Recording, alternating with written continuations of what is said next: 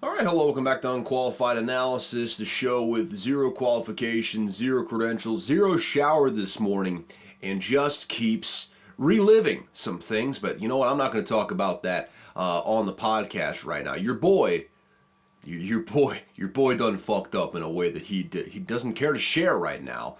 But it's just eating me alive inside. I'm not sure why I'm sharing it right now at the top of this podcast, other than to say, some things you just can't get out of your mind. It is what it is, folks. Either way, we're going to be keeping it moving forward here today. We have got championship preview, championship games in the AFC, the NFC, both on Sunday. I'll be getting to that and getting to more headlines, hirings, firings. It's all happening here on Unqualified Analysis, just in the general sporting world. Doc Rivers, the Dr. River himself. Doc Rivers. Now he's a head coach again with the Milwaukee Bucks. Not really going to be talking about that, but I believe the Bucks hired Adrian Griffin this offseason. Fired him after like a 30-13 start to the season because they got blown out of the water by the Cleveland Cavaliers, and then hired Doc Rivers off the street. Some may call that a joke franchise move. We'll have to see how it works out.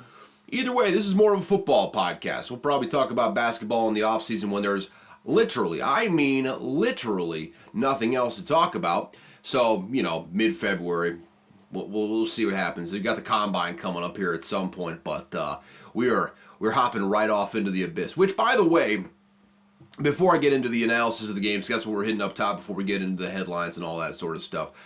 Probably good to hit it up top here. After this episode here goes out, I believe making an executive decision next week, going to be the dead week before Super Bowl. It would be an opportune time. We're going back to one episode a week, folks. Just one episode a week. We've been hitting it twice a week because we still had some football to talk about. Next week, it's going to be one more game after this. We've got 3 more games in the season right now, and, we had a recap, and it's going to be, games this next weekend, so we could get away with doing 2 episodes this past week, especially having 4 games to talk about in the divisional round. This next week, we're going to be just recapping the championship games, and won't be previewing the Super Bowl because we're going to have a whole dead week to work with. So, yeah, just thought about it. Throughout the course of today, yesterday, the day before. I've been thinking about this all week, and this is an opportune time to go back to one episode a week, which, it's going to take a little bit off of your boy's plate, which is going to be nice. It is also signaling that we are in the very twilight of this football season. It's sad. It's pretty sad. Either way, though, it's optimism time being a Vikings fan. With that said, though, one episode next week. Think we're just going to do it on Tuesday. Might as well just stick with the one on Tuesday, and the way it is. That seems to work out pretty well. No need to move it to middle of the week on Wednesday or anything like that. Just keep it on Tuesday for now.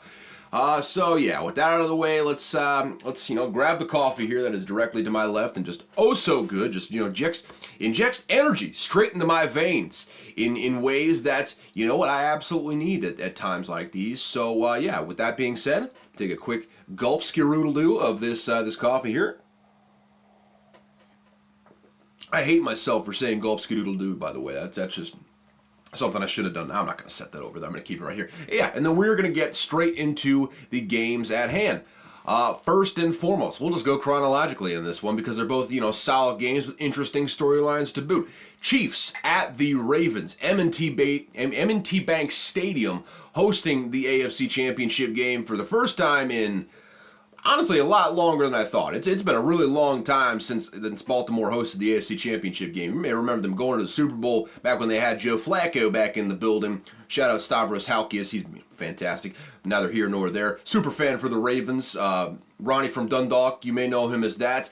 Either way, M&T Bank Stadium is going to be absolutely rocking. If I had to go with one ticket to one of these games, be it in Santa Clara or at M&T Bank Stadium, fuck the weather. I don't care how cold it's going to be. Get me in the bank. If you get me in the lower bowl, get anyone in the lower bowl. If you're a football fan, you will enjoy that stadium. They got the band in there. Most NFL teams don't have a band. Baltimore does have a band. The fans go wild in there when their Ravens are doing well. It is a awesome environment. It is like one is more akin to a college environment than a lot of places in the NFL. I mean, honestly, you can't really quantify a college environment just because the passion is just up to a certain degree. But the Ravens come very close to that, especially in this playoff time of year.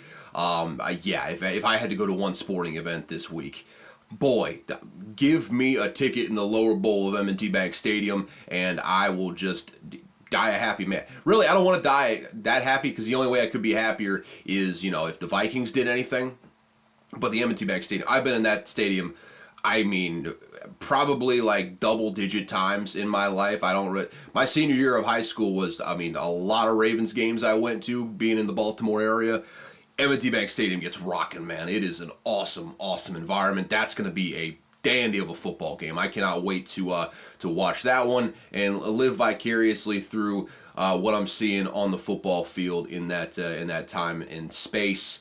I digress, though, on the actual atmosphere. Like I said, atmosphere, it's going to be second to none. It's going to be an awesome, awesome game from that perspective. The lines, though, however.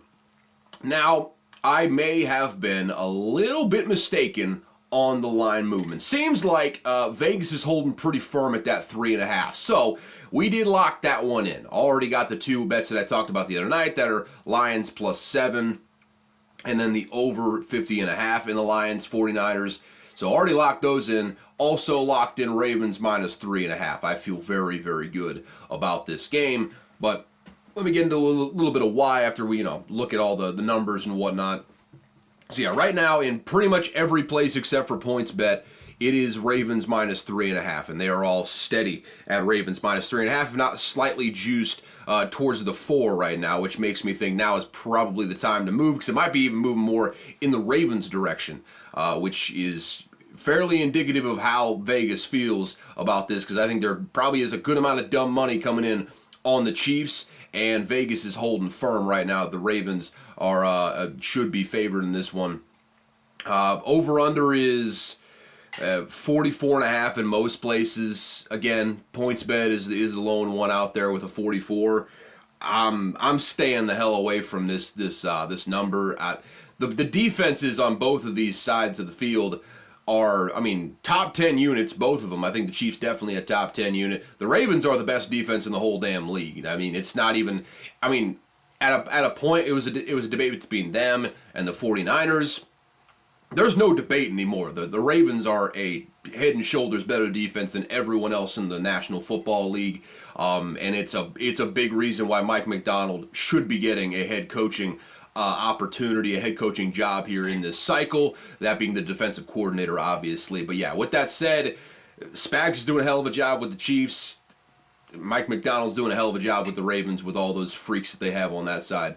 I am staying the hell away from that total. I could very easily see it going under. And, we do have two quarterbacks in this matchup by the names of Lamar Jackson and Patrick Mahomes. So, yeah. That is all to say, no great feel on how this game is going to go from a total perspective, so staying away from that one. Let's talk about matchups, though. There's a reason, and you'll probably see as I analyze this a little bit more, why I feel very strongly about the Ravens at -3.5. But let's just crack this thing open, shall we? Starting off, let's just go with the Ravens offense versus the Chiefs defense. Now, obviously, the Chiefs front seven, the strength of the defense for sure. Obviously, you got L'Jarius Sneed in the back end, who you'll probably end up putting on. I don't recall off the top of my head if L'Jarius Sneed is one of those guys that just follows around the best receiver, or if he just has one side of the field that he stays on. If he's following around the best receiver, though, I would imagine they'd match him up with Zay Flowers. He'll probably try to jam the hell out of Zay Flowers. I would imagine that seems to be a lot of what L'Jarius Sneed does, and he certainly did it to Tyreek Hill. So if you can do it to Tyreek Hill, I think Zay Flowers is right up your wheelhouse if you're L'Jarius Sneed. On the front seven, though, I think the key to success here for the Chiefs is going to be Chris Jones, George Karlaftis, Charles Omenihu. I think Willie Gay might be out for this one. It's the saddest hail state of all time. Sorry about that, friend. I think he had like a neck injury last week. not looking great this week. That might be a big one. Nick Bolton, obviously huge on that team as well in that front seven. It is going to be imperative that, one, Chris Jones has to just cause mass mayhem in the middle of the field. Obviously, he's going to get some key leverage downs. When it's obvious that they're going to be passing, they're going to put him out on the edge on whatever the weakest tackle happens to be and just have him go to town pretty much. That's been pretty consistent with that. He basically, on the final possession of that, what ended up being the final defensive possession of that Bills game that we just got in the divisional round, Chris Jones, while on the edge, forced a fumble that probably should have ended the game if any of the Chiefs would have fallen on the ball, and then ended up forcing a pressure which caused Josh Allen to just throw a fuck it YOLO ball deep, and he didn't complete that either. Chris Jones closed out that game rushing off the edge, and I would imagine it's going to be the exact same sort of thing if the Chiefs are in that type of situation once again in this one. But if the Chiefs don't want it to get it to that point, they are absolutely going to have to key off on this running game in a way that the Texans certainly did not. And obviously, Lamar Jackson, it's a pick your poison sort of thing, but pressure on the quarterback, you cannot let Lamar Jackson sit back there for 4, 5, 6, 7, sometimes 8 seconds, because he will absolutely dice you up with his arm. But more than anything, the running game of this Ravens offense is elite. They just put 200 plus on the Texans last week. I think that the Chiefs are a little bit better equipped than the Texans to kind of overcome that sort of thing. But still, I think Lamar Jackson is the big X factor here, and if he can extend plays and scramble when he needs to, like he got that 100 yards last week, even on some designed runs, he ended up getting some big yardage as well. It's gonna be a long game for the Kansas City Chiefs, but I think at the end of the day, the game is going to be won by the Ravens in the passing game more so than the running game. I think you're going to get some good sort of plays from Lamar Jackson scrambling. You know, obviously that's what you're basically going to get every single time out there with Lamar Jackson. That's not the bread and butter, but the thing that truly makes him special, even more so than his accuracy. That being said, I like the secondary for the Chiefs. I think they do a very good job, but ultimately, I think Lamar Jackson is just going to be extending plays, and to a point where eventually some of those guys are going to get open. And I think Todd Monken is creative enough to where we'll see what happens with Mark Andrews. I thought he was going to play last week, didn't end up playing last week. This seems like the time where you would bring Mark Andrews in, do or die situation against the defending Super Bowl champions. Now seems like a really good time to bring him back. And if you got Likely and Mark Andrews out there, that would be an absolute weapon. Either way, I believe that this passing game is going to be doing a lot better than what the Bills did this past week. I think the Ravens have better receivers than the Bills. I think they have, debatable how much better the quarterback is. I mean, I love Josh Allen. Josh Allen is just an insanely great player, but the Ravens have the MVP on their team. And yeah, I have a lot of faith in the Ravens to come out here on top on offense. What I think is going to be the matchup of the game, though, between this Ravens offense and the Chiefs defense, it is that front seven of the Chiefs versus the offensive line of the Ravens. I think if the Chiefs, had a burp that I had to suppress there for a second. If Chris Jones, Nick Bolton and company, George Karlaftis, Charles Omenihu, all the guys that I named before, if they can win their battles up front and force some negative runs here and there, force them into some obvious passing situations where you can get Chris Jones and Karlaftis teeing off on the quarterback, collapsing the pocket, not giving them a whole lot of time, I think that you can win this game. But if the Ravens are getting pushed off the ball and they're doing whatever they want in the running game, they're just getting consistent success even. Like you're setting up 2nd and 6 or 3rd and 2 or something like that. I think it's going to be a long day for this Chiefs defense. So I think the front seven is where this game is going to be won for either team. Well, in this matchup with the Ravens offense versus the Chiefs defense, I think that's going to dictate who wins in the end between those two units. On the other side of things, Chiefs offense versus Ravens defense. This is where, honestly, I think the Ravens are going to win the game because look, the Bills, they did the best that they could at the end of the day. They are not as good of a defensive unit. They did some creative things to kind of make up for like what was happening as far as their personnel issues on the defensive side of the ball, did the Bills, but they were bereft of talent back there. You know, Trey White was hurt. People all up and down the roster were hurt. I mean, Von Miller hasn't really been the same player this year. You can go on and on and on. They just weren't really that great of a defense personnel-wise. You had some good players here and there, but at key positions like linebacker and defensive, really just secondary, corners in general, you had some issues there. And even with that, they battled the Chiefs basically to a stalemate that only really was won because, I mean, honestly, Chris Jones, the greatness of Chris Jones ended up winning that game for the Chiefs in the end there. They just basically battled to a stalemate. It was, you know, Patrick Mahomes got some good plays versus that Bills defense, and ultimately that plus the kicker missing wide right for the Bills ended up winning them the game. This Ravens defense is a totally different animal. They have stars at every single level of the defense. Justin Madubuike is a monster. Really kind of could have been a dark horse defensive player of the year candidate. That's how good he was throughout the course of this season. You got players up and down the field. I mean, even guys like Geno Stone, who you don't really think of as being key members of the defense, he flies around out there. Kyle Hamilton is an absolute all-pro stud. They might have the best duo of linebackers in the league between Patrick Queen and Roquan Smith. The only ones that are even in the conversation with them are Fred Warner and Dre Greenlaw, who are in the championship on the other side of the bracket.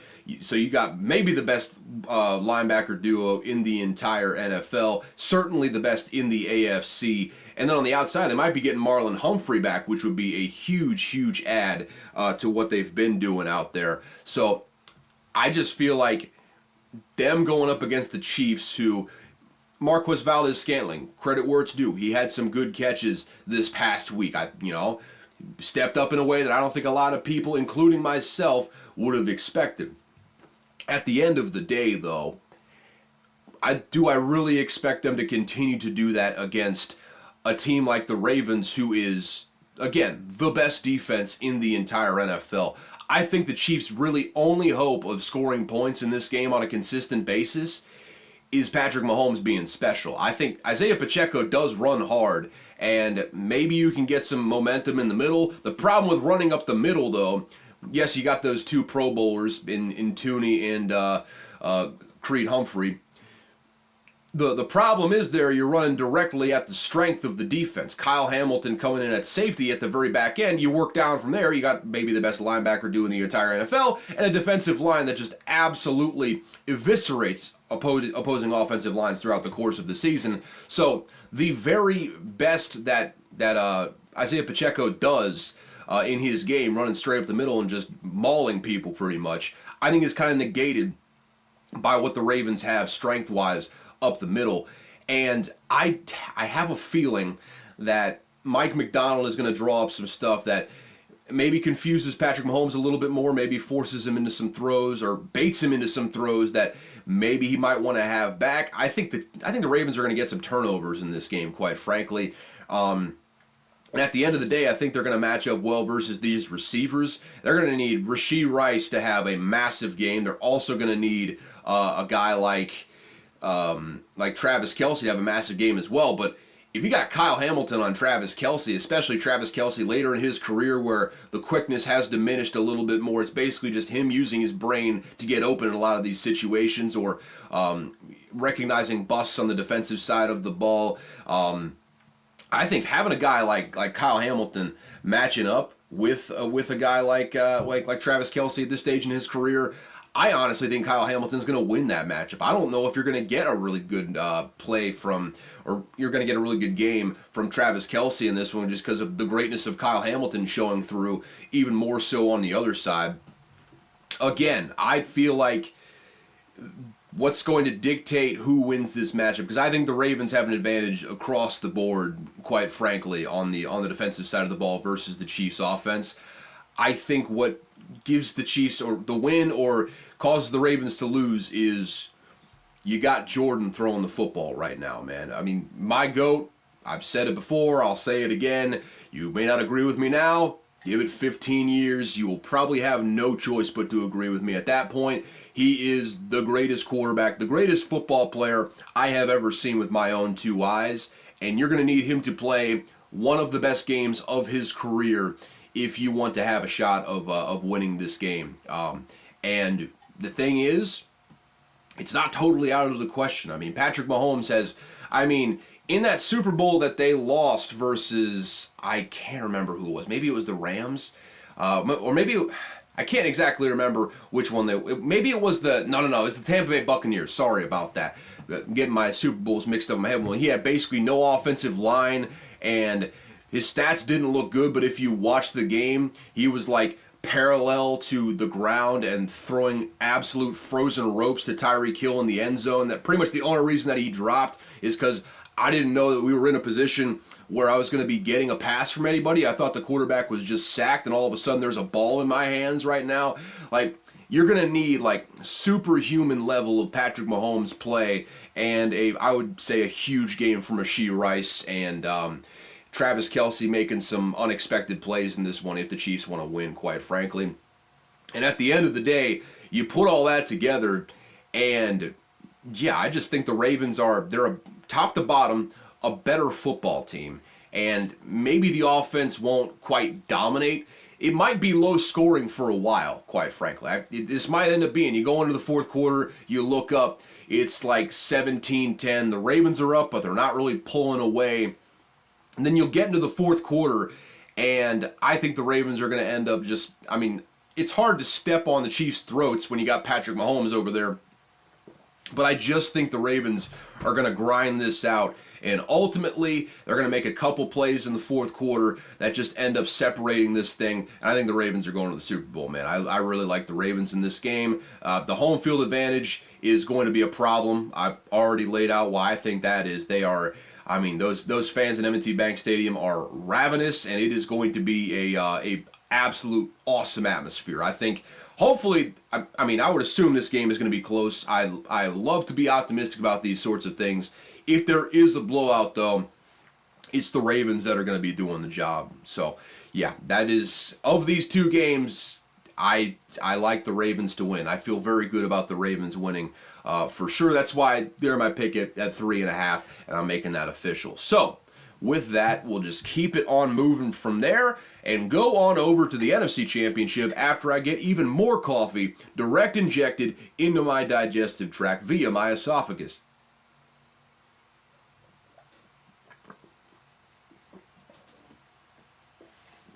Quick question. Have you heard a stranger way to refer to drinking coffee? I don't know what the hell I just said right there. That was a very anatomical description of what happens when you drink coffee. I'm sorry. Also, I'm sorry for what I'm about to do right now. Disgusting. Absolutely disgusting, but I was getting all sorts of gummed up in the nostrils there, so that had to happen. I apologize, but it simply had to happen. Either way, though, let's talk about the NFC Championship, shall we? So we got the Lions and the 49ers in Santa Clara. Weather will not be an issue this time around. It should be, mid to high 60s, pretty dry at the end of the day. You won't have that shot of Brock Purdy mid-snap taking his hand off the ball to wipe it on his pants and try to get it a little bit drier. That will not be an issue. Rain will not be an issue whatsoever in this one. And if the 49ers get to the Super Bowl, it's not going to be an issue there because did you know that there's a dome in Las Vegas? Yeah. So this is the Brock Purdy doesn't play well in the rain thing. Probably won't prop up until next season, I would imagine. So don't have to worry about that as far as the analysis goes. As far as the game itself, but the line here, it is Niners -7 across the board. Everyone's in lockstep on that one. With juice in any old direction. If there is juice, it's mostly on the +7. So I don't expect a whole lot of movement on that one. I think the books are pretty much in lockstep that Niners -7 is the way to go here. Over under is just shop around. It's either 50.5 or 51. Obviously, y'all know the way I'm leaning on that one. I think there's going to be points in this one, man. I think the over 50.5 is a good bet. I think this is going to be an exciting game. I think it is going to be a different tone from what we see in the early game in the AFC Championship. I think this game is going to feature two offenses that are absolutely maybe not running all over the defenses, but scoring some points wholesale versus the opposing defense. Let's get into the specific matchups, though. First off, we'll just go Lions offense versus 49ers defense. You saw last week with the 49ers versus the Green Bay Packers, specifically that running defense going up against Aaron Jones. They got exposed a little bit. I mean, they've been playing this season with a lot of leads. The offense has been allowing them to, not give up a whole lot of rushing yards, because by the time that, they're on defense, the opposing offenses are not in a position where they'd be running the ball a whole lot. So, as a result, the 49ers' overall rushing numbers pretty good this year. They rank pretty highly in total rushing defense in the dumb stats, if you will.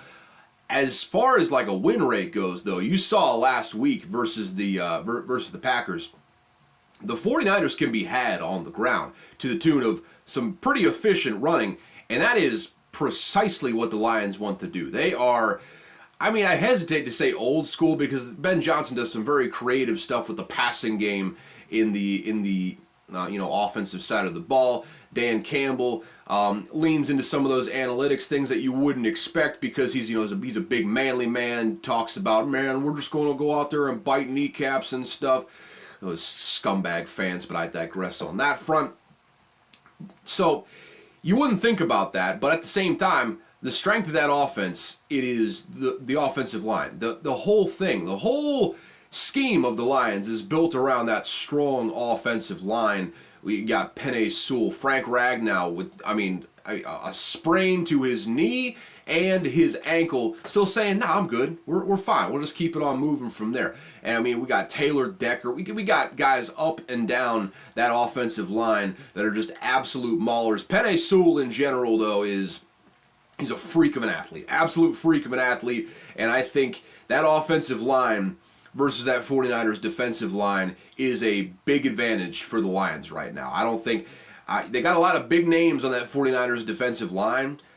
I just don't know if it's gelled in the way that people expected. People being me, by the way, expected coming into the season.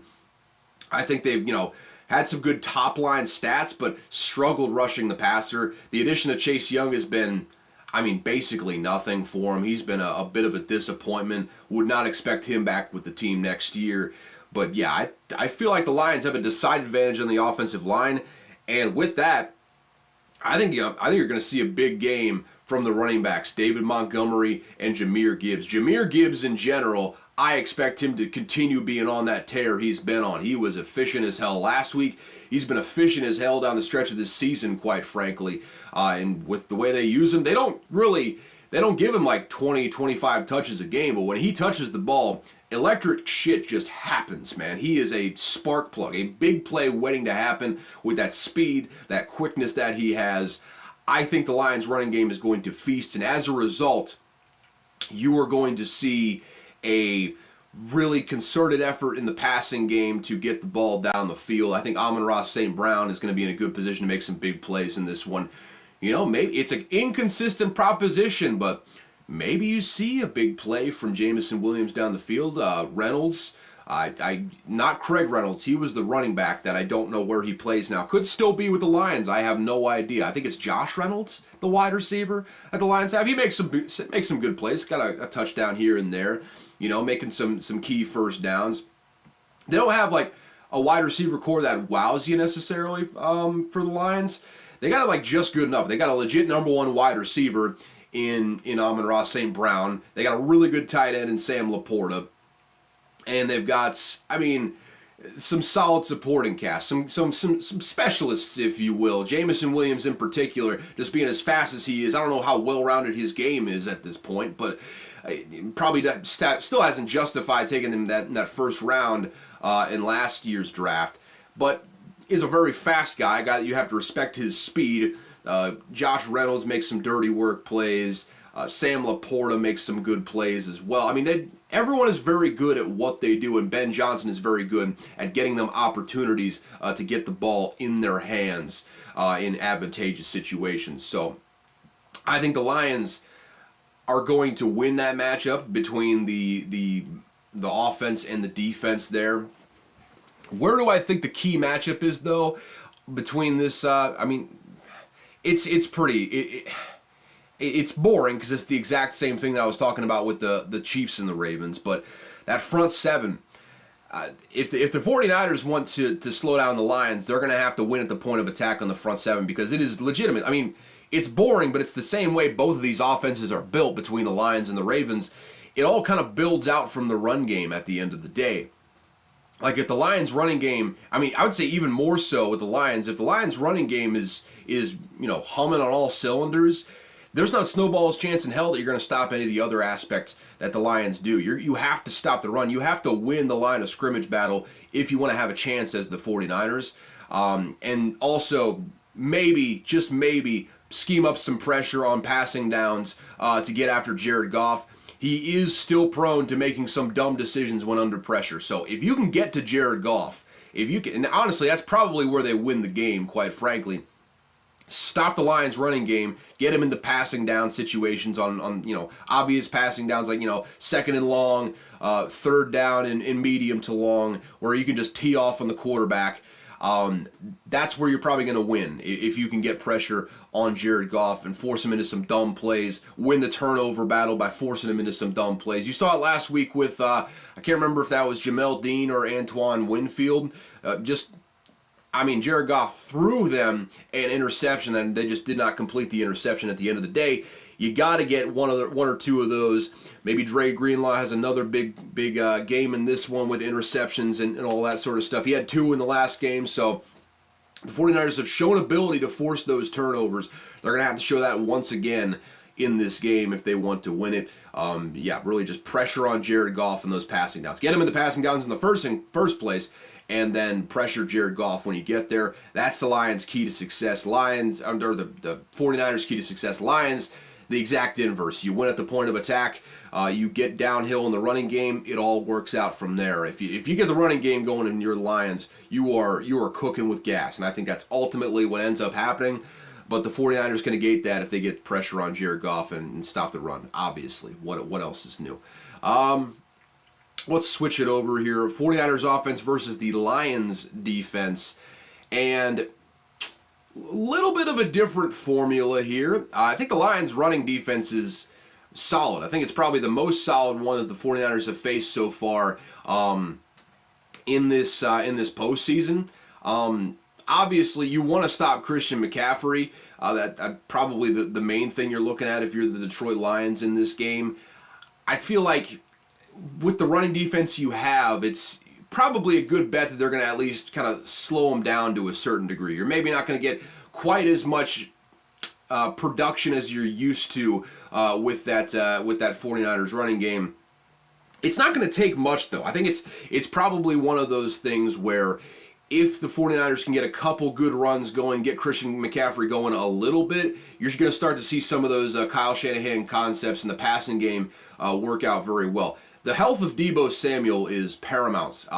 The status of Deebo Samuel, I think, is going to largely dictate how this game is played because Deebo Samuel is I don't want to compare him to Taysom Hill, but he does kind of the same sort of role, so to speak, just more so. Deebo Samuel is kind of elite at this role. He's a skeleton key. Whatever you need to do, whatever button you need to press, whatever soft spot you need to press on an opposing defense, Deebo Samuel can get you there. If you want to line him up in the backfield, take advantage of it that way, run him on a crosser or something like that. He can do anything you want, basically, is what I'm trying to say. So Deebo Samuel's health is paramount in this one. If Deebo Samuel's not healthy, I think that's kind of bad news for the San Francisco 49ers, quite frankly.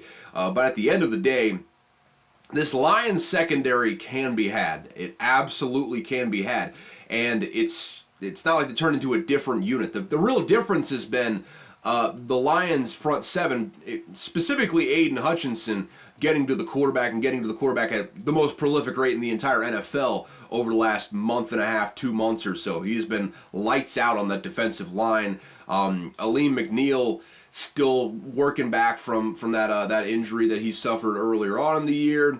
I think they activated James Houston as well off the IR, so that could help out if he plays in this game. Not sure what the status is there. Haven't really heard much, but yeah, if you can get pressure on Brock Purdy, maybe. Is Trent Williams in the game? Who's to say? I think yeah.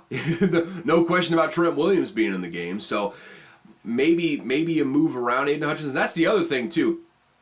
Aaron Glenn, the defensive coordinator for the Detroit Lions, has been money down the backstretch of this season, specifically in scheming up creative blitzes and putting Aiden Hutchinson in favorable situations to get, one-on-one matchups that he probably wouldn't get on his own, because he's already turned into one of those players where, okay, where is he on the line of scrimmage? We have to shift protection that way because otherwise he's going to burn us. And Aaron Glenn has kind of schemed ways up for where either he gets a free rush somehow, some way, or he gets a one-on-one, which is almost as good as a free rush, quite frankly, in a lot of situations.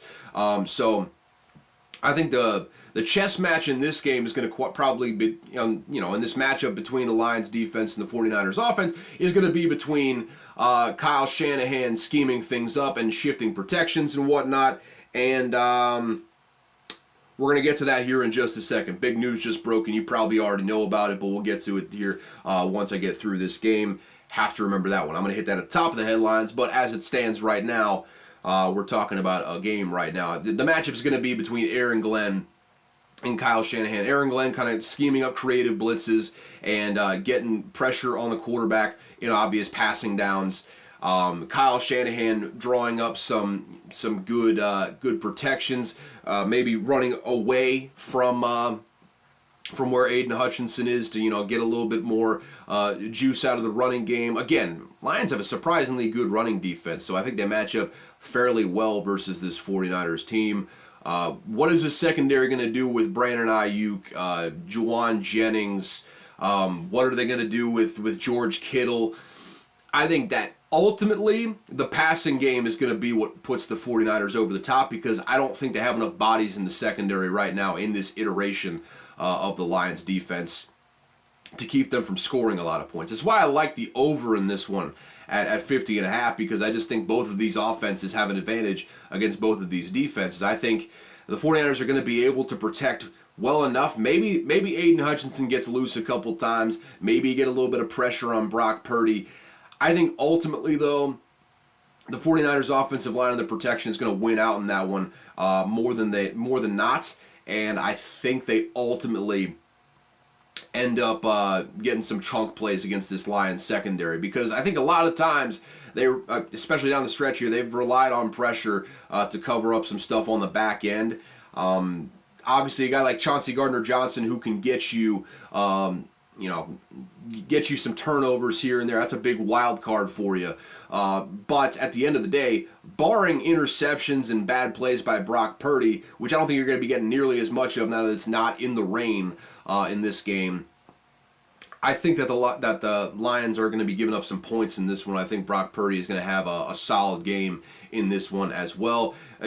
Assuming that Hassan Reddick doesn't come out of the stands and take a paring knife and shisa right in the UCL of Brock Purdy like he did last year. We'll see. I don't think that's going to happen. I don't think Hassan Reddick's going to be in the stadium with a paring knife that he somehow snuck through security. You never know, though. You never know. Maybe someone on the line, maybe he hands the paring knife to someone on the Lions side and says, "You know what you must do." Kirby Joseph, perfect guy for it. He likes to dive at knees, right? Go from diving at knees to diving at arms. That's. I mean, I'm not advocating that, by the way. Don't do that. But that's probably the way that the Lions end up stopping the 49ers ultimately on offense, is stymieing the run game, and then even with that, an injury would derail this whole thing, obviously. Kind of tongue-in-cheek on that one, but whatever.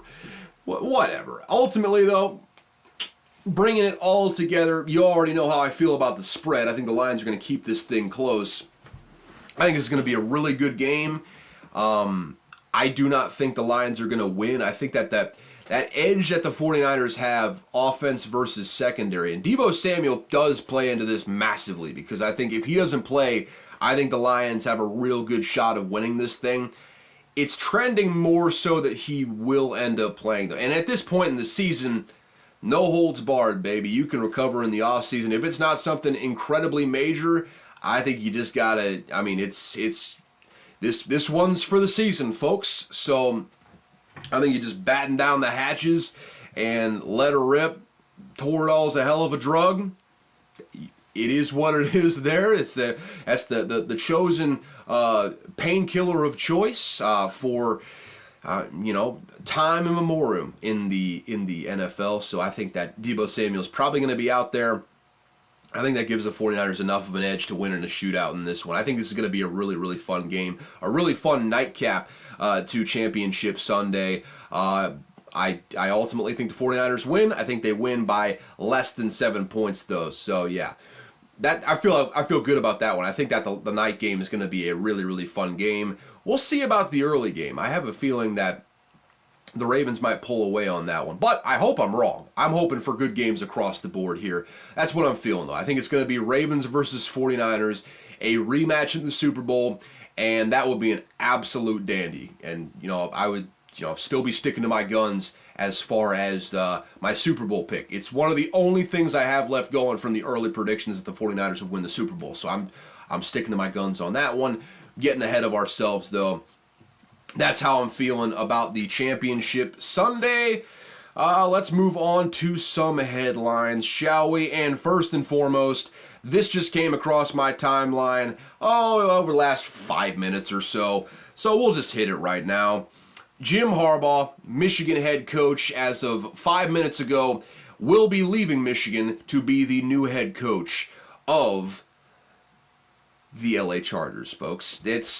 There was some questions as to whether the Spanos family would pony up the money to make it happen. Obviously, they did. We knew Jim Harbaugh wanted to get back into the NFL game. It felt like the Chargers were the most obvious destination. I think when you look around, okay, they're in cap hell for sure, make no mistake about it. But you look at the options available, there's one that has a definite top 10 quarterback, probably top 5, if only just a top 5 quarterback in Justin Herbert there. And none of these other jobs have that in place. So Jim Harbaugh goes there. He's got his work cut out for him. I'm not going to sugarcoat it, man. I mean, they got some good players in place, but they are in cap hell, and they need to revamp the defensive roster. Harbaugh's going to be bringing discipline, though. He's going to bring a physical style of football. You will not be seeing, like we saw in the Brandon Staley years, where there are times where the running game just disappears. That will not be what happens in this new era of Chargers football. Hell, with Jim Harbaugh being there, and Blake Corum in the draft, I wouldn't be surprised at all. I don't think Blake Corum is like a top half of the draft sort of player at running back. I think later in the later rounds, if he drops down in like the 5th or 6th round, I would not be shocked at all if the Chargers ended up getting Blake Corum to kind of supplement what you got with Austin Eckler. Eckler looks like he's on, the back end of the career, so to speak. Sucks that he didn't get paid after all those touchdowns that he had in 2022.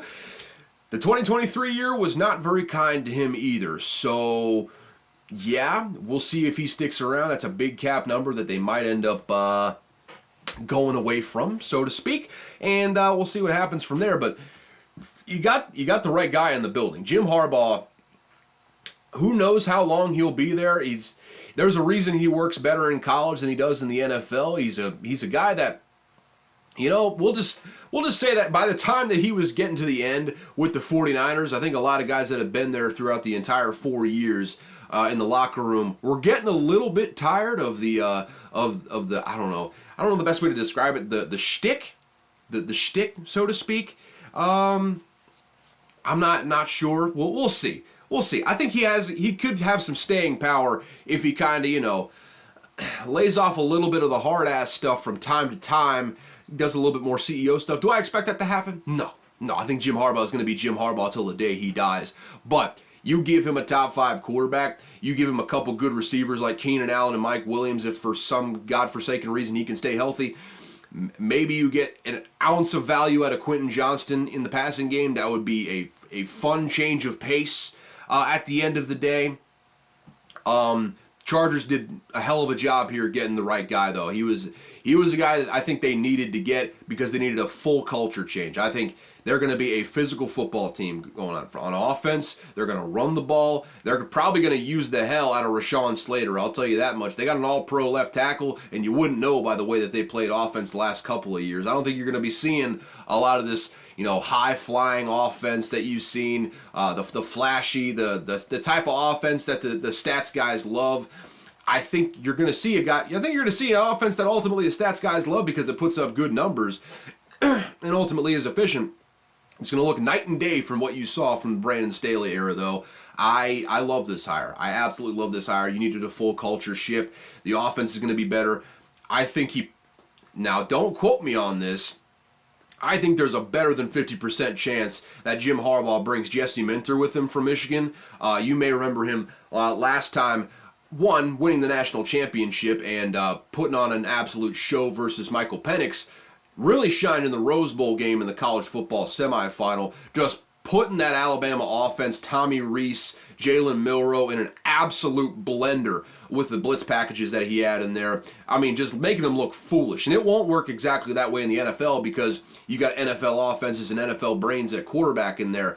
But Jesse Minter is absolutely, no question in my mind, an NFL defensive coordinator. I think there's a good chance that he follows Jim Harbaugh from Michigan and takes that defensive coordinator role. I'm not going to guarantee that, but I would expect that. I think the defense is going to be much better. I think the offense is going to have a much different tone to it. I think the Chargers may not be world beaters next year, but you put those things together and you put Justin Herbert in that quarterback, I think the Chargers are well on their way to possibly being a playoff team next year. I really, really love this hire. As for Michigan, I mean, I think most people kind of expect that Sharon Moore is the front runner. He was the interim head coach whenever Jim Harbaugh was having that, I don't even know what you would call it. It wasn't really a suspension. It was kind of like, I don't know, house arrest, basically. Like, he was on probation to a certain extent. Like you couldn't allow him on the football field for game days, but he was still coaching the team in practice throughout the entire week. And then Sharon Moore just took over during game days. So Sharon Moore does have that game day head coaching experience. And this late in the cycle too, when really, I mean, the Alabama, Nick Saban retiring was late in the hiring cycle, and there's a reason that you're seeing Kalen DeBoer scrambling at this point. It's so late in the hiring cycle right now that you're basically forced to go with Sharon Moore as your head coach. We'll see if they make an outside hire. I would expect Sharon Moore to be the heavy favorite to take that Michigan job, and we'll see how it goes from there. I wasn't exactly impressed with the way that Michigan played whenever Sharon Moore was at the helm. Obviously, they beat Ohio State, which, hey, credit where credit is due. That was a hell of a win by Sharon Moore in that one. Now we're going to see how Sharon Moore runs a program, though, if he is indeed the one that takes over. How do you recruit? How do you retain this roster? There's a 30-day window just open for Michigan now that Jim Harbaugh is on the way out of there. You saw it just wreak havoc on the Alabama roster with all the transfers that they had. I mean, from incoming recruits in the 2024 cycle to guys that were already there. I mean, Bama, the cupboard was stripped clean in a lot of senses. I think you're going to be seeing less of that from Michigan just because of the culture that Jim Harbaugh built, especially if Sharon Moore is the guy going forward. I think there's enough continuity there with culture-wise that you probably keep a lot of guys in there, but there will be some guys that leave for sure. How do they respond to that? How does Sharon Moore run this thing going forward? Or whoever takes over, how do they run this thing going forward? And how do they keep this Michigan train rolling? We talked about Ohio State already. Brian Day is making national championship moves right now. Also moves that are designed to beat Michigan, win the Big Ten, and win a national championship. Not an opportune time for Michigan to lose its head coach right now. How does the next head coach pilot that ship and ultimately keep this thing afloat at a level that it has been. I think it's damn near impossible to keep it at where it has been with Jim Harbaugh on the way out the door, but I'm interested to see how they try doing that. Huge news, though, with Jim Harbaugh going back to the NFL with a bona fide top 5 quarterback in Justin Herbert. I'm excited to see who they get as offensive coordinator, quite frankly, because that could be a variety of people coming in. I don't think they're going to hire Sharon Moore as the offensive coordinator at the NFL level, but I think it's going to be the type of offensive coordinator that is going to do what Jim Harbaugh wants to do, which is just play physical, nasty football, but you also moving the ball down the field, winning at the point of attack. I'm very interested in that. I'm fascinated at how Jim Harbaugh fills out his staff in that one. Boy, I could talk about that one all day. I'm pretty excited to see what Jim Harbaugh does with the LA Chargers. I think that was probably his best destination, even with the cap hell that they're in, the flux situation at GM. If I'm not mistaken, they hired the head coach before they hired the GM, which is interesting situation. Weird sort of situation there. It's I think another one of those jobs that the Raiders just did that before they we'll get to that in just a second. They hired a new GM shortly after hiring the head coach, which we'll see how that works out. Same situation there with the Chargers in the same division.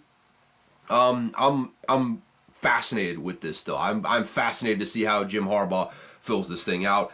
We'll certainly be getting more information on that as the week goes on. Next week, we'll be having, I'm sure, a whole segment on that once again. So I'm looking forward to that. The headlines that I already had written down. What are we doing time-wise? We're probably coming up right in an hour. We're going to be getting out of here in a reasonable amount of time. I don't have a whole lot of headlines today. Just some stuff that happened between last episode and this one. Panthers promoted from within. They hired their own former first-round pick from 2001, Dan Morgan, to be their new GM. Was the assistant GM since 2021 when Scott Fitterer came in.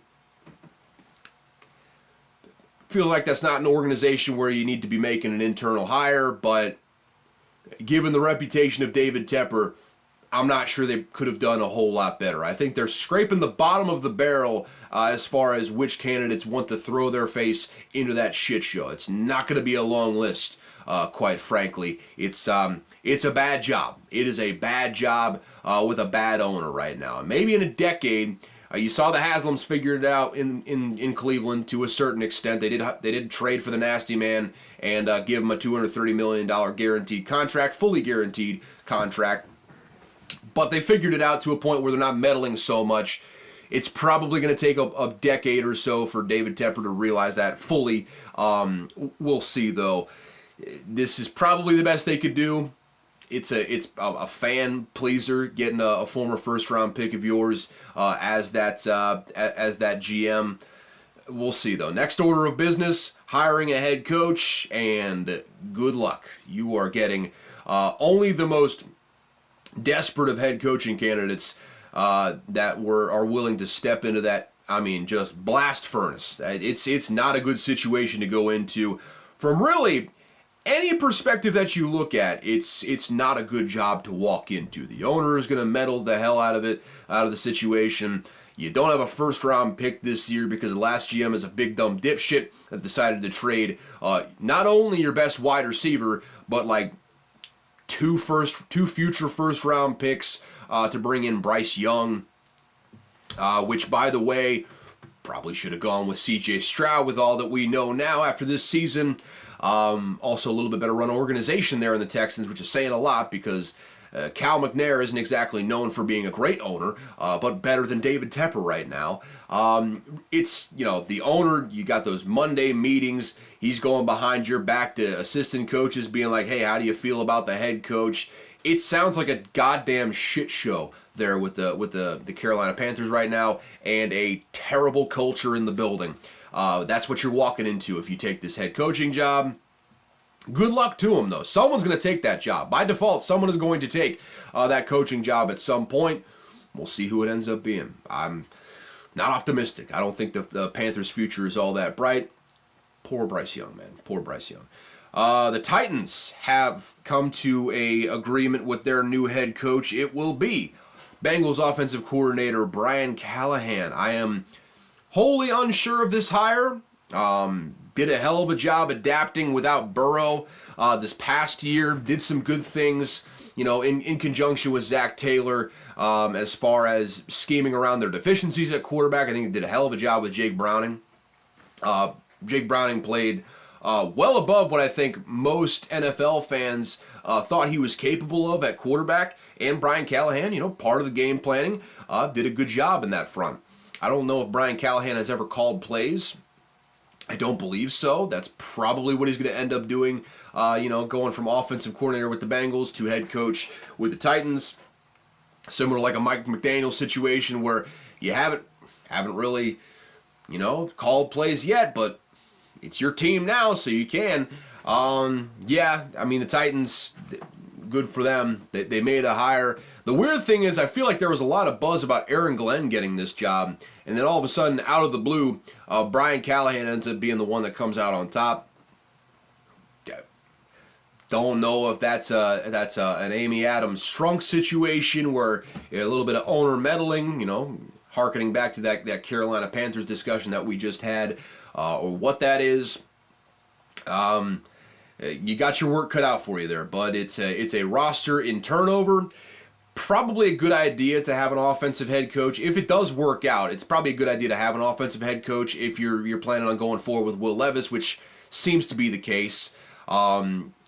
Not going to have Derrick Henry in all likelihood. An aging running back that costs a whole lot.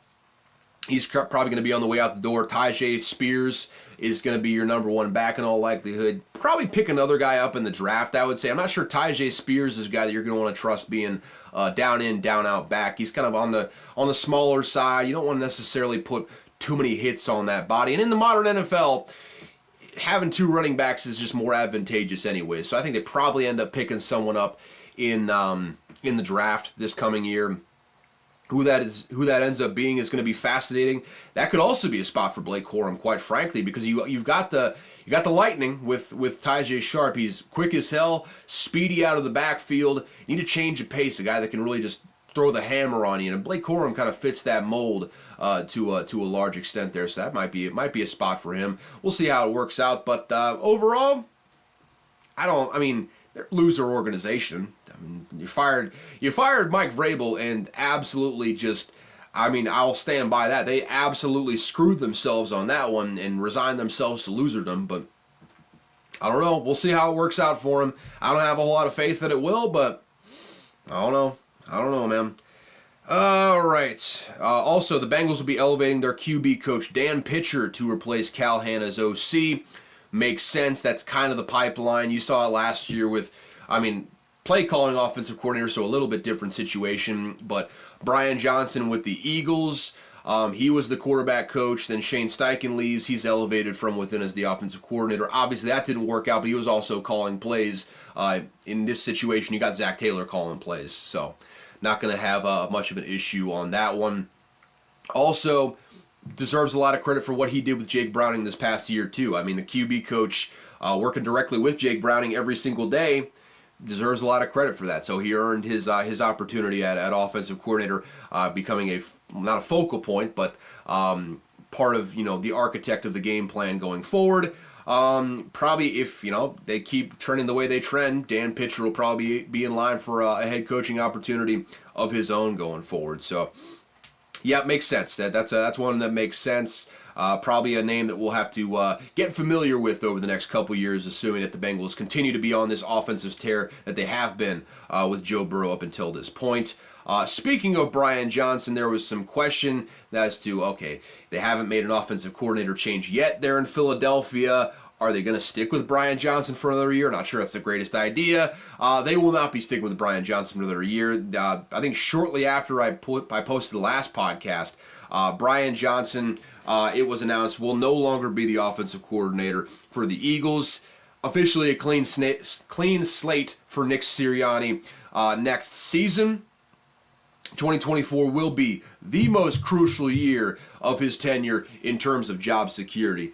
Mark my words now, if he does not nail, Nick Sirianni does not nail the defensive coordinator hire and the offensive coordinator hire for this upcoming season, I don't think he makes it to 2025, folks. I think this is a put up or shut up year. You need to get back to the winning ways, stay with 11 or 12 wins, and more importantly, you need to get deep in the playoffs. Not just one playoff win, you need to be either having a hell of a game in the divisional playoffs or getting all the way to the NFC Championship game. But more than anything, you need to see progress on the defensive side of the ball to where you don't look hapless at the end of the season. You need to see progress on the offensive side of the ball to where you look creative throughout the course of the season. And overall, you need to see a better culture than what was displayed this last year. This is a put up or shut up, do or die sort of year for Nick Sirianni coming up. And you know what? This is just an opportune time to hit on it now, because I put the headline later, but big shocker right now. The Miami Dolphins and Vic Fangio mutually agreed to part ways, and unlike most situations where mutually agreed to part ways means that it was basically fired, in this situation, I think it really was kind of a mutual parting of ways, because from the Miami Dolphins perspective, which mutually parting ways, obviously one side wants to leave more than the other. I think Vic Fangio wanted to get out of there more than the Dolphins wanted to get rid of him. Really, it was a huge shocker for me, because Vic Fangio was part of why I really kind of believed in the Dolphins going into next season. I thought that defense, they were so bereft of talent due to injuries, especially in the pass rush department. It was hard to work with that and still have a quality defense at the end of the year. I thought Vic Fangio had a lot to build off of after this past year. And then you see the news coming out today that they're going to be parting ways, and it was shocking to me, but it seems like it's centered around Vic Fangio wanting to be closer to his family in Pennsylvania. With that said, coincidentally, last off season, it was, the Eagles making a strong push for Vic Fangio until the Dolphins yoinked him right out from under him. Big shocker there in last off season. This time around, would you look at that? The Eagles have an opening at defensive coordinator. You connect the dots yourselves, folks. It feels like that is a destination that is an overwhelming favorite. I would say, if we're putting odds on this, minus 2,000 that Vic Fangio ends up as the Eagles defensive coordinator this season. So good news for Nick Sirianni on that one. Ultimately the guy that they wanted last offseason, but ultimately settled for Sean Desai. We saw how that worked out. Ends up coming back around, and you end up getting the guy that you wanted all along on the defensive side of the ball. So you probably have that sorted. I am interested to see what happens on the other side of the ball at offensive coordinator. Got a lot of options to choose from throughout the entire league. Who Nick Sirianni chooses is going to be telling as to, well, one, what they want the offense to be going forward. It's kind of in flux. Jason Kelce, I think, retiring. I don't think there's really been any confirmation to that outside of, the announcement after the game from Shefty. But then also Jason Kelce seeming like he might not be totally 100% ready to retire, not officially announcing it on his podcast or anything like that, or officially announcing it at all. Might have just been an emotional moment at the end of that game where it's like, okay, I want to retire, and then maybe he decides to come back. I don't know, but it seems like, assuming that Jason Kelce retires, you're in a huge state of flux right now with that Eagles offense, and could see it going either way. I think with who you got at quarterback and the strength of running the ball that he has, the strength of his legs, I think it would behoove you to find a coordinator that can coordinate a really good running game and incorporate the quarterback into that running game. And kind of, one thing that I was shocked that they didn't do more of this year that was just absolute money in 2022, that boot out to whatever side. I guess Hurts is a right-handed quarterback, so the boot out to the right, where you got the tight end running with you and one guy in coverage there, covering there. Maybe you got a defensive end running with you, but Jalen Hurts can get the edge on the defensive end. You just got Jalen Hurts running, and it's basically just a read option. What does the guy do in coverage? If he comes up to try and stop Jalen Hurts, you toss it over his head to Dallas Goedert or tight end, whoever's running with Jalen Hurts. If he stays in coverage, you just keep on running. You get an easy 5 yards there on the outside. That's a concept that I didn't hardly see at all this past season, and someone that can kind of incorporate that a little bit more, because it's easy yards for him. And you saw it time and time again with Shane Steichen's offense that you just didn't see it this past season with the Eagles. I would anticipate it's going to be one of those guys that does a little bit better job of that, but who's to say? We'll find out here over the next, probably the next week or so. Seems like when you're going to have to get those coordinator hires all sorted. So probably by the next time that we talk, the Eagles will likely have an offensive and a defensive coordinator going forward. But until then, not all eyes, but my eyes specifically are going to be on the Eagles and what they end up doing. Because again, this is the most crucial offseason that Nick Sirianni has had in his tenure as far as job security goes. Make or break year coming up for Nick Sirianni. The fans are all the way out on him right now, and he needs to change that and needs to do himself some favors going forward. The Raiders hired former Chargers GM Tom Telesco. I'm just not entirely sure about jumping straight from one job directly into the next job, especially after you saw that big old spending spree that was supposed to be like put up or shut up time.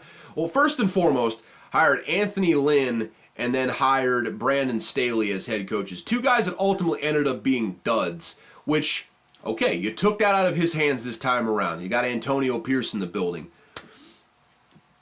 On one hand, that's a good thing because obviously Tom Telesco doesn't have a great track record of hiring head coaches. On the other hand, though, I could maybe possibly see some tension in the fact that, Tom Telesco didn't pick this guy.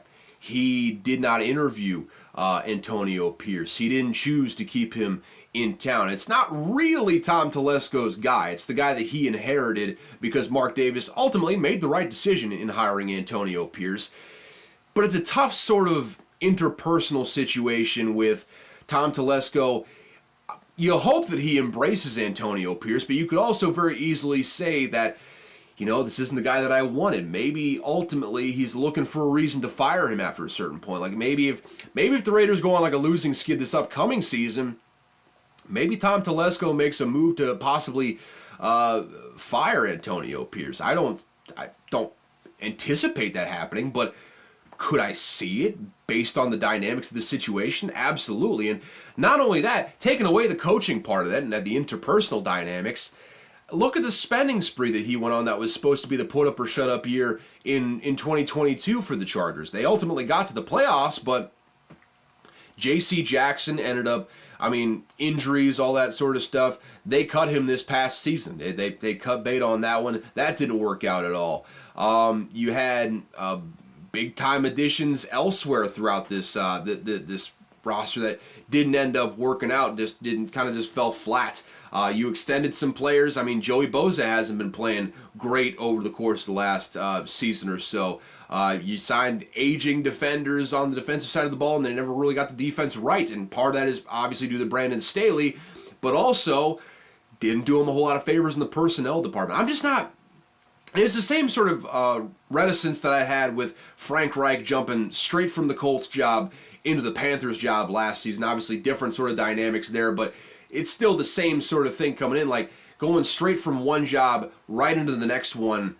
I don't love it. I feel like there's not enough time for you to step away and kind of have some introspection as to what went wrong at the last job. What can I fix to make this next one better? You don't have that time for self-reflection because you're just jumping straight into the next job, so you're lending yourself to making some of those same mistakes over again. I don't know. I don't know about this one. I think Tom Telesco, he's made some good decisions in the past. And that's another thing. With the draft this past year, you saw him draft Quentin Johnston in the first round. That's an absolute bust right out of the gate. So I don't know. I don't know about this one. The interpersonal dynamics are weird between him and Antonio Pierce. The personnel ended up being shaky with the Chargers. That's a big reason why Tom Telesco got fired with the Chargers this offseason. I don't know, folks. I really don't know about this one. That might end up being a situation that blows up spectacularly. Could end up working out great, though. Tom Telesco did make some great decisions when it was all said and done. He drafted Justin Herbert. He got Rashawn Slater, I believe also first rounder. I think Zion Johnson, guard, another solid pickup there. So, he's got some flat. Joey Bosa is a really good player as well. Just couldn't hire the right head coach at the end of the day. So maybe it works out. We'll see. I don't feel great about it at the end of the day. I don't feel great about it. Final headline here. and one that I wasn't sure was going to happen, but desperately needed to happen. Joe Barry is out as the defensive coordinator for the Green Bay Packers. Like I said, that needed to happen. Absolutely needed to happen. You can't let the last couple weeks of the season in playoffs color what this was for Joe Barry.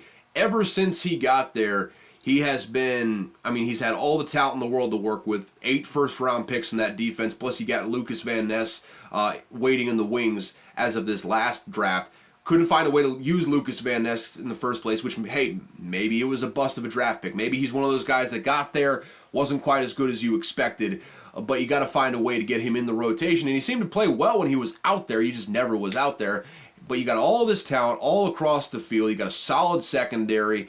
You got linebackers that fly around. You got a good defensive line. And with all that at his disposal, his defenses were consistently in the mid-20s every single year in just about every category.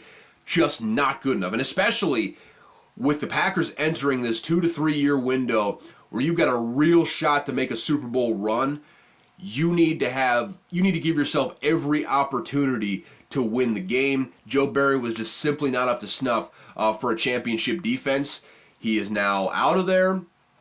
The Packers made the right decision. Matt LaFleur, the Flower, made the right decision in this one, getting rid of Joe Barry. I think, again, I don't think this is going to be.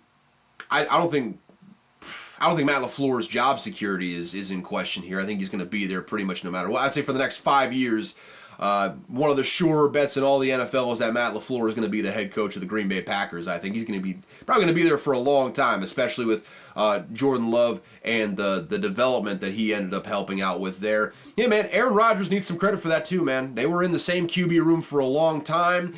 I'm sure there were a lot of conversations between Jordan Love and Aaron Rodgers as far as what he was seeing, how to read a defense, different keys in certain areas. Matt LaFleur gets a lot of credit for that as well, though, man. The development, not only from the mental perspective of what's going on reading defenses, but the mechanical perspective of Jordan Love being, frankly, an inaccurate quarterback when he came into the league to, by the time he ended up getting in the starting lineup, a polished passer, an accurate passer with a cannon of an arm. And you saw it on the back half of the season, just lighting defenses on fire as the season went on.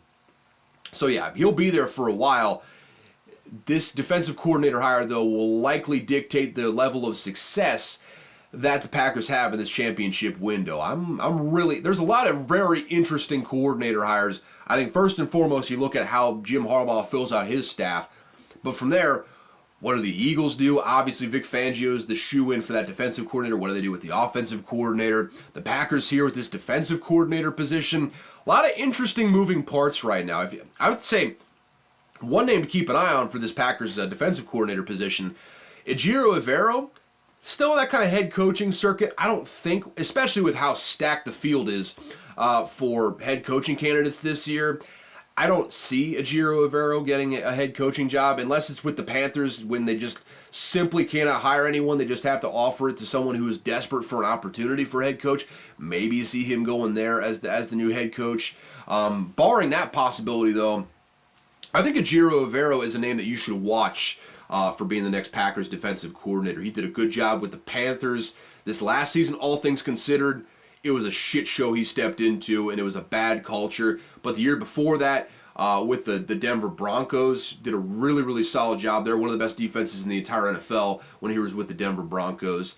Watch that name. Ejiro Evero might end up being the guy that comes out and gets that Packers defensive coordinator job. But again, probably one that we're going to see some momentum on by the time we talk next time. And that's it, actually. That's a final... That's the final headline for this episode. Thank you so much for watching, folks. That's all for Unqualified Analysis today. If you enjoyed, subscribe wherever you listen to this. YouTube, Spotify, Apple, Amazon even. If you're feeling crazy, if you're feeling spicy, go on over to Amazon and subscribe there as well. If you want to follow me, I don't have a show account. Probably should, but I don't. Follow me at Caleb Verzak. On Twitter, don't have an Instagram because who cares about that app, man? I mean, many people do. I should be on Instagram, and I'm bad at self-promotion. But hey, go follow me on Twitter. That's what you should be doing. Link will be down in the description so you can do that. So you don't have to spell my fucked up Eastern Bloc name. I did it for you. Outside of that, go on over to the email if you want to contact me that way, or just shoot me a DM on Twitter. Probably easier on Twitter. But if you don't have a Twitter account, go to the emails, unqualifiedanalysis@gmail.com. That'll also be down in the description. So if you don't know how to spell either of those words, you can just copy paste that thing into your email and just get at your boy, I suppose. Outside of that, thank you so much for tuning in to Unqualified Analysis. As always, I've got just about no clue what I'm talking about. You could tell at various points in this show, I'm sure. Outside of that, though, one thing I learned this week is that Thomas Jefferson is credited with bringing pasta to the U.S. in 1790. Also, 1790 is the first year that a written pasta recipe using tomato sauce was created. So, yeah, I will see y'all on Tuesday. Enjoy the football. May your bets be bountiful. There you go. Have a good one.